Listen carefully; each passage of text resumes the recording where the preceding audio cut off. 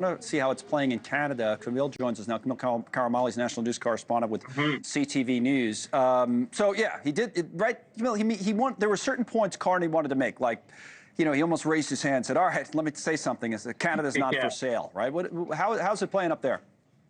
Yeah, I mean, this is something that Mark Carney campaigned on before the election, and many political pundits say that is why he won this election, is because, as we very well remember, conservative leader Pierre Poilievre was campaigning more on affordability. His own staff was saying maybe you should focus more on Trump because that seems to resonate with Canadians. And Carney's messaging was primarily about how he's going to tackle the tariff war, the trade war with Donald Trump. And it looks like this is sort of reinforcing what many of his backers, his voters, thought when they were casting a ballot for him, that he can handle these conversations with U.S. President Donald Trump. And it looked out to play quite well for not only liberals, but even those who are straddling the political lines here between conservatives and liberals, because, what really Canadians were taking note of was Trump's response. We were watching very closely when Ukraine President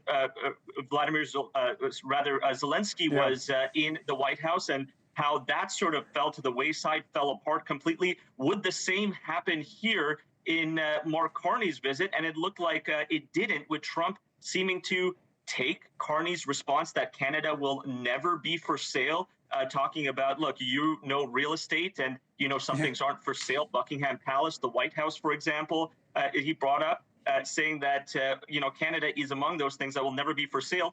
Trump seemed to laugh about it and say, true. So that seems to be playing very well up here. That's interesting. Yeah, Trump even kind of references Zelensky meeting, says, something along the lines, a little dust up here with another world leader. None of that today. We're being friendly. And then went on to take, some shots, as he does. Hey, we don't need the Canadian products and that kind of thing. Do you read into, so usually, well, I won't say usually, when there's a world leader at the White House, the old way they used to do it, they would have a little, they used to call it like just a pool spray, where the photos would come in, and they would sit in the Oval Office like they did today. And then they'd normally have a joint news conference afterwards.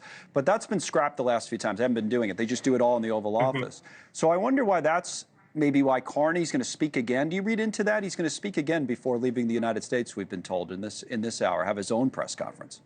Yeah, we are waiting for that just to hear his thoughts, because like you saw there, he didn't get too many comments in. I think I counted maybe 3 or 4 times. He had to even put his hand up a little bit and kind of chime in over the reporters yelling questions. But, Donald Trump took the majority of the spotlight here, and Carney, when he did want to speak, was trying to get his own comments in there. So I think this is a chance for him to possibly get his own rhetoric out there on some of the comments made, especially Kuzma and the tariffs.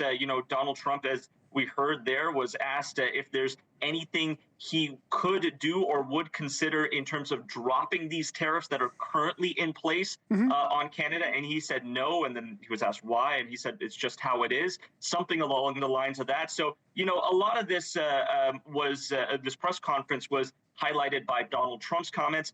Carney here possibly having a chance to chime in and reply to some of what Trump had to say when he possibly didn't in the Oval Office here. Thank you for watching. Subscribe below and download our NewsNation app right now on your phone, and you will get fact-based, unbiased news for all Americans.